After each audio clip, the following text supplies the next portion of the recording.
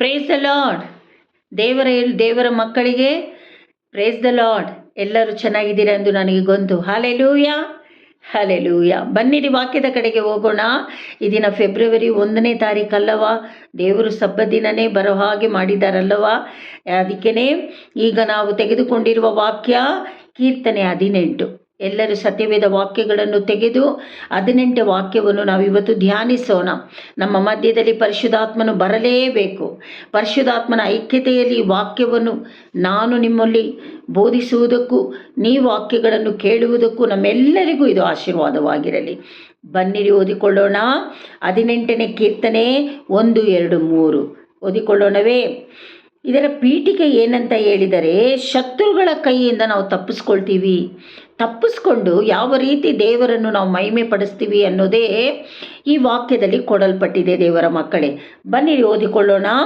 ಕೀರ್ತನೆ 18 1, 2, 3. ನನ್ನ ಬಲವಾಗಿರುವ ಯೆಹೋವನೇ, ನಿನ್ನಲ್ಲಿಯೇ ಮಮತೆ ಇಡುತ್ತೇನೆ. ಯೆಹೋವನು ನನ್ನ ಬಂಡೆಯೂ ನನ್ನ ಕೋಟೆಯೂ ನನ್ನ ವಿಮೋಚಕನು, ನನ್ನ ದೇವರು, ನನ್ನ ಆಶ್ರಯಗಿರಿಯು, ನನ್ನ ಗುರಾಣಿಯು, ನನ್ನ ರಕ್ಷಣೆ ಕೊಂಬು, ನನ್ನ ದುರ್ಗವೂ ಆಗಿದ್ದಾನೆ. ಯೆಹೋವನು ಸ್ತೋತ್ರಕ್ಕೆ ಅರ್ಹನು. ಆತನಿಗೆ ನಾನು ಮೊರೆಯಿಡಲು ಆತನು ನನ್ನನ್ನು ಶತ್ರುಗಳಿಂದ ರಕ್ಷಿಸುತ್ತಾನೆ. ದೇವರ ನಾಮ ನಾವು ಮಹಿಮೆ ಪಡಿಸ್ತಾ ಇರಬೇಕು. ದೇವರ ಮಕ್ಕಳೇ, ಯಾವ ರೀತಿಯಲ್ಲಿ ದೇವರು ನಮಗೆ ಬಲವಾಗಿದ್ದಾನೆ. ಅರ್ಥ ಆಯ್ತಾ? ನಮಗೆ ಆತನೇ ಬಂಡೆಯೂ ಕೋಟೆಯೂ ವಿಮೋಚಕನೂ ಆಶ್ರಯಗಿರಿಯೂ ರಕ್ಷಣೆ ಕೊಂಬು ದುರ್ಗವೂ ಆಗಿದ್ದಾನೆ. ಅರ್ಥ ಆಯ್ತಾ? ಹಾಗಾದರೆ ದೇವರು ನಮಗಿದೆಲ್ಲ ಆಗಿರುವಾಗ ಸ್ತುತಿ ಸ್ತೋತ್ರದಿಂದ ನಾವು ಆತನನ್ನು ಸ್ತುತಿಸಬೇಕು. ಆಗ ಆತನು ಏನು ಮಾಡ್ತಾ ಇದ್ದಾರೆ, ನಾವು ಈ ರೀತಿಯಾಗಿ ಮಹಿಮೆ ಪಡಿಸುವಾಗ ನಮ್ಮನ್ನು ಶತ್ರುಗಳಿಂದ ರಕ್ಷಿಸುವನು. ಅರ್ಥ ಆಯ್ತಾ ದೇವರ ಮಕ್ಕಳೇ? ಅದೇ ವಾಕ್ಯದಲ್ಲಿ ಪೇಜ್ ತಿರುಗಿಸ್ಕೊಳ್ರಿ. 28, 29, 30 ಓದಿಕೊಳ್ಳೋಣ. ದೇವರ ಮಕ್ಕಳೇ, ಬನ್ನಿರಿ. ಈ ದಿನದ ವಾಗ್ದಾನ ನಿಮಗೆ ಜನವರಿ ತಿಂಗಳಿನಲ್ಲಿ 2025ನೇ ವರ್ಷದಲ್ಲಿ ನೀವು ಏನೇನು ಕಳೆದುಕೊಂಡಿದ್ದೀರೋ ವಾಕ್ಯದ ಪ್ರಕಾರವಾಗಿ ನೀವು ದೇವರ ಹತ್ರ ಕೇಳಬೇಕು. ಕೇಳುವಾಗ ದೇವರು ವಾಕ್ಯದ ಪ್ರಕಾರವಾಗಿ ನಿಮಗೆ ಬಲ ಇಲ್ವಾ? ನಿಮ್ಮ ಮನೆಗೆ, ನಿಮ್ಮ ಕುಟುಂಬಕ್ಕೆ ಮಧ್ಯಸ್ಥನಾಗಿರಬೇಕಾ ದೇವರು? ವಾಕ್ಯದಲ್ಲಿ ಇವಾಗ ತಾನೇ ಓದಿದ್ವಿ. ಈ ವಾಕ್ಯವೆಲ್ಲ ನೀವು ಉಚ್ಚರಿಸಬೇಕು ದೇವರ ಮಕ್ಕಳೇ. ಅರ್ಥ ಆಯ್ತಾ? ವಾಕ್ಯ ಹೇಳಿ ಕೇಳುವಾಗ ದೇವರು ನಮ್ಮ ಜೊತೆಯಲ್ಲೇ ಇರ್ತಾರೆ. ಅರ್ಥ ಆಯ್ತಾ? ಓದಿಕೊಳ್ಳೋಣ. 28, 29, 30ರಲ್ಲಿ, ನೀನೇ ನನ್ನ ದೀಪವನ್ನು ಹೊತ್ತಿಸುವವನಲ್ಲವೇ? ನನ್ನ ದೇವರಾದ ಯೆಹೋವನು ನನಗೆ ಬೆಳಕನ್ನು ಕೊಟ್ಟು ಕತ್ತಲನ್ನು ಪರಿಹರಿಸುವನು. ಇಲ್ಲಿ ಮಾತಾಡ್ತಾ ಇರೋದು, ನೀನೇ ನನ್ನ ದೀಪ ಆತ್ಮದ ದೀಪ. ನೀನು ಉರಿಸ್ತಾ ಇದೆಯಲ್ಲ ದೇವರೇ. ನನ್ನ ದೇವರಾದ ಯೆಹೋವನು ನನಗೆ ಬೆಳಕನ್ನು ಕೊಟ್ಟು ಕತ್ತಲನ್ನು ಪರಿಹರಿಸುವನು ಅಂತ ದೇವರಿಲ್ಲಿ ಮಾತಾಡ್ತಾ ಇದ್ದಾರೆ. ಅದೇ ರೀತಿಯಲ್ಲಿ ನಿನ್ನ ಬಲದಿಂದ, ಕೆಳಗಡೆ ಓದಿಕೊಳ್ಳೋಣ. ನಿನ್ನ ಬಲದಿಂದ ದಂಡಿನ ಮೇಲೆ ಬೀಳುವೆನು, ನನ್ನ ದೇವರ ಸಹಾಯದಿಂದ ಪ್ರಾಕಾರವನ್ನು ಹಾರುವೆನು. ನಾವು ಎಲ್ಲೇ ಹೋದರೂ ದೇವರ ಸಹಾಯದಿಂದ ಜಿಂಕೆಯಾಗಿ ಹಾರತಕ್ಕಾಗಿ ನಮ್ಮನ್ನು ದೇವರು ಆಶೀರ್ವದಿಸಿದ್ದಾನೆ. ಅದು ವಾಕ್ಯದ ಪ್ರಕಾರವಾಗಿ ನೀವು ಮಾತನಾಡುವಾಗ ದೇವರು ನಮಗಾಗಿ ಯುದ್ಧ ಮಾಡಿ ಜಯ ಕೊಡುವನು. ಅರ್ಥ ಆಯ್ತಾ ದೇವರ ಮಕ್ಕಳೇ? ಬನ್ನಿರಿ ಓದಿಕೊಳ್ಳೋಣ. ಕೊನೆಯದಾಗಿ 30. ದೇವರ ಮಾರ್ಗವು ಯಾವ ದೋಷವೂ ಇಲ್ಲದ್ದು. ದೇವರು ನಮಗೆ ತೋರಿಸಿಕೊಟ್ಟ ಮಾರ್ಗವು ಒಂದು ದೋಷನೂ ಇಲ್ಲ ಅದರಲ್ಲಿ. ಅರ್ಥ ಆಯ್ತಾ? ನಾವು ಯಾವಾಗಲೂ ನೇರವಾದ ಮಾರ್ಗದಲ್ಲಿ ನಡಿಬೇಕು. ಕೋಣೆಯಾಗಿ ಯೋಚನೆ ಮಾಡಿಕೊಂಡು ಕೋಣೆಯಾದ ಸ್ಥಳಗಳಿಗೆ ಹೋಗಿ ಸಿಕ್ಕಾಕಿಕೊಳ್ಳದೆ ನೇರವಾಗಿ ನಾವು ಹೋಗಬೇಕು. ಅರ್ಥ ಆಯ್ತಾ ದೇವರ ಮಕ್ಕಳೇ? ಯೆಹೋವನ ವಚನವು ಶುದ್ಧವಾದದು. ಆತನು ಆಶ್ರಿತರೆಲ್ಲರಿಗೆ ಗುರಾಣಿಯಾಗಿದ್ದಾನೆ. ದೇವರನ್ನೇ ನಂಬಿ ದೇವರನ್ನೇ ಒರಗಿಕೊಂಡು ನಡೆಯುವವರಿಗೆ ಅವನು ಆಶ್ರಿತರೆಲ್ಲರೂ ನಾವು ಆತನಿಗೆ ಗುರಾಣಿಯಾಗಿದ್ದೇವೆ. ಆತನು ನಮಗೆ ಗುರಾಣಿಯಾಗಿದ್ದಾನೆ. ಅರ್ಥ ಆಯ್ತಾ? ನಾವು ಎಲ್ಲೇ ಹೋದರೂ ನಮಗೆ ಭಯವಿಲ್ಲ. ದೇವರು ನಮ್ಮ ಜೊತೆಯಲ್ಲೇ ಇದ್ದಾರೆ.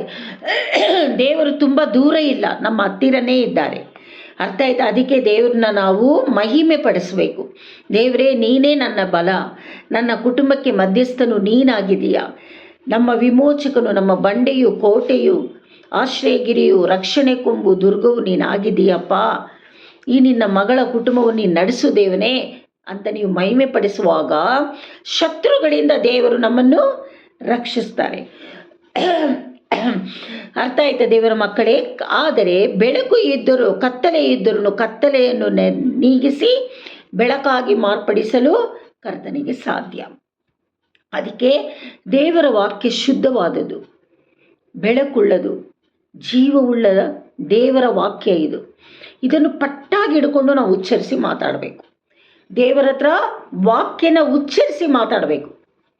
ಅರ್ಥ ಆಯ್ತಾ? ನಮ್ಮಷ್ಟಕ್ಕೆ ನಾವೇ ಏನೋ ಮಾತಾಡ್ಕೊಂಡು ಹೋಗ್ಬೇಕು ಅನ್ನೋದಲ್ಲ ಮಕ್ಕಳೇ. ನಾವು ವಾಕ್ಯನ ಉಚ್ಚರಿಸಿ ಮಾತಾಡಬೇಕು. ಆ ಕತ್ತಲೆ ನಿಲ್ಲಕ್ಕಾಗಲ್ಲ ನಮ್ಮ ಹತ್ರ. ಒಂದು ವೇಳೆ ಕತ್ತಲೆ ಇದ್ದರೆ ಅದು ನಮಗೆ ಯಾವುದು ಬ್ಲೆಸ್ಸಿಂಗ್ ಬರೋಕ್ಕೆ ಮಾಡಲ್ಲ. ಅದು ಇದ್ದರೆ ಈ ವಾಕ್ಯನ ಓದ್ತಾ ಇದ್ರೆ, ಅದು ಬೇರೂರ್ತಾ ಇದ್ದರೆ ಅದು ಬಿಟ್ಟು ಹೊಡೋಗ್ಬಿಡುತ್ತೆ. ಅರ್ಥ ಆಯ್ತಾ? ಅದಕ್ಕೇ ವಾಕ್ಯನ ನೀವು ಉಚ್ಚರಿಸ್ಬಿಟ್ಟು ವಾಕ್ಯ ಹೇಳಿ ಮಾತಾಡಬೇಕು. ಅರ್ಥ ಆಯ್ತಾ ದೇವರ ಮಕ್ಕಳೇ? ಅದಕ್ಕೇ ದೇವರು ಐಷಾಯ ನೋಡಿ, ಐಷಾಯ ತೆಗಿರಿ. ಐಷಾಯ 60ರಲ್ಲಿ ಏಷಾಯನಿಗೆ ದೇವರು ಮಾತಾಡ್ತಾ ಇದ್ದಾರೆ. ಅದು ನಮಗೂ ದೇವರು ಮಾತಾಡ್ತಾ ಇದ್ದಾರೆ. ಈ ತಿಂಗಳಿನ ವಾಗ್ದಾನ ನಿಮಗೆ ಇದೆಲ್ಲ ಬಲಪಡಿಸಬೇಕು. ಈ ವಾಕ್ಯವನ್ನು ನಂಬಿ ನಮ್ಮ ಆಲಯದಲ್ಲಿ ಬೋಧಕರು ಕೊಡುವ ವಾಕ್ಯವನ್ನು ನೀವು ಕೈ ಇಟ್ಟು ಧ್ಯಾನ ಮಾಡಿ ಒಪ್ಪಿಸಿ ಆಶೀರ್ವಾದವನ್ನು ಪಡ್ಕೊಳ್ಬೇಕು. ಬನ್ನಿರಿ ಓದಿಕೊಳ್ಳೋಣ. ಐಷಾಯ 60 1, 2, 3 ಓದಿಕೊಳ್ಳೋಣವೇ? ಏಳು ಪ್ರಕಾಶಿಸು, ನಿನಗೆ ಬೆಳಕು ಬಂತು, ಯೆಹೋವನ ತೇಜಸ್ಸು ನಿನ್ನ ಮೇಲೆ ಉದಯಿಸಿದೆ. ಇಗೋ, ಕತ್ತಲು ಭೂಮಿಯನ್ನು ಆವರಿಸಿದೆ, ಕಾರ್ಗತ್ತಲು ಜನಾಂಗಗಳನ್ನು ಮುಚ್ಚಿದೆ. ನಿನ್ನ ಮೇಲಾದರೂ ಯೆಹೋವನು ಉದಯಿಸುವನು, ಆತನ ತೇಜಸ್ಸು ನಿನ್ನಲ್ಲಿ ಕಾಣಿಸುವುದು. ನೋಡಿ, ಕತ್ತಲೆ ನಮ್ಮನ್ನು ಏನು ಮಾಡೋಕ್ಕೂ ಆಗಲ್ಲ. ಅವನು ಒಂದು ದೂಸಿ, ಅವನೊಂದು ಗಾಳಿ. ಅವನು ಒಂದು ಮಾರ್ಗ ಬಂದ 7 ಮಾರ್ಗ ಓಡೋಗ್ಬಿಡ್ತಾನೆ, 7 ಮಾರ್ಗ ಹೋಗಿ ಓಡೋಗ್ಬಿಡ್ತಾನೆ. ದೇವ್ರು ಹೇಳ್ತಾ ಇದ್ದಾರೆ, ಏಳು, ಅದನ್ನೇ ಯೋಚನೆ ಮಾಡ್ಕೊಂಡು ನೀನು ಇರಬೇಡ, ಪ್ರಕಾಶಿಸು. ದೇವರ ಬೆಳಕು ನಿನ್ನ ಮೇಲೆ ಬಂತು ಮಗಳೇ, ದೇವರ ತೇಜಸ್ಸು ನಿನ್ನ ಮೇಲೆ ಉದಯಿಸ್ತಾ ಇದೆ.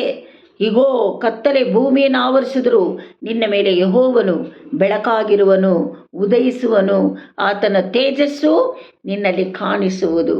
ನಾವು ಅದನ್ನೇ ಹೊಂದಿಕೊಂಡಿರೋದು. ಅರ್ಥ ಆಯ್ತಾ ದೇವರ ಮಕ್ಕಳೇ? ಈ ವಾಕ್ಯದಲ್ಲಿ ಜೀವ ಇದೆ.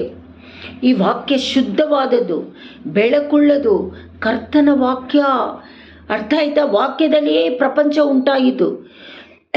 ವಾಕ್ಯದಲ್ಲಿಯೇ ಮನುಷ್ಯರನ್ನು ದೇವರು ಸೃಷ್ಟಿ ಮಾಡಿದ್ರು. ವಾಕ್ಯದಲ್ಲಿಯೇ ಎಲ್ಲವನ್ನು ಸೃಷ್ಟಿ ಮಾಡಿದರು. ಅರ್ಥ ಆಯ್ತಾ ದೇವರ ಮಕ್ಕಳೇ? ಹಾಗಿರುವಾಗ ಈ ವಾಕ್ಯನ ನಾವು ಯಾವ ರೀತಿ ಅಭ್ಯಾಸ ಮಾಡಿ ವಾಕ್ಯದಲ್ಲಿಯೇ ನಾವು ಮಾತನಾಡಬೇಕು, ವಾಕ್ಯದಲ್ಲಿಯೇ ನಾವು ರಿಸೀವ್ ಮಾಡ್ಕೊಳ್ಬೇಕು. ಬಿಡುಗಡೆ, ಸಂತೋಷ, ಅದ್ಭುತ, ಆಶೀರ್ವಾದ ಏನೇನು ನಿಮಗೆ ಬೇಕು ವಾಕ್ಯ ಇಟ್ಟು ಮಾತನಾಡಿ. ಅದೇ ನಿಮಗೆ ವಾಗ್ದಾನ, ಈ ತಿಂಗಳಿನ ವಾಗ್ದಾನ. ಈ ಫೆಬ್ರವರಿ ತಿಂಗಳೆಲ್ಲ ದೇವರು ನಿಮ್ಮನ್ನು ಈ ವಾಕ್ಯಗಳ ಪ್ರಕಾರವಾಗಿ ಆಶೀರ್ವದಿಸಲಿ ಎಂದು ಮನಸಾರ ನಾನು ಆಶೀರ್ವದಿಸ್ತಾ ಇದ್ದೀನಿ. ಈ ವಾಕ್ಯದ ಪ್ರಕಾರವಾಗಿಯೂ ನಿಮ್ಮ ಪ್ರಕಾರವಾಗಿಯೂ ಕರ್ತನ ನಾಮ ಮಹಿಮೆ ಹೊಂದಲಿ. ಪರಿಶುದ್ಧಾತ್ಮನಿಗೆ ನಾವು ತಗ್ಗಿಸಿ ಒಪ್ಪಿಸಿ ಯಾವಾಗ ಕೊಡಬೇಕು. ಅರ್ಥ ಆಯ್ತಾ ದೇವರ ಮಕ್ಕಳೇ? ಸಂತೋಷದಿಂದ ಆಲಯಕ್ಕೆ ಹೋಗಿ ಬನ್ನಿ. ಕರ್ತನು ನಿಮ್ಮೆಲ್ಲರನ್ನು ಆಶೀರ್ವದಿಸಲಿ. God bless you.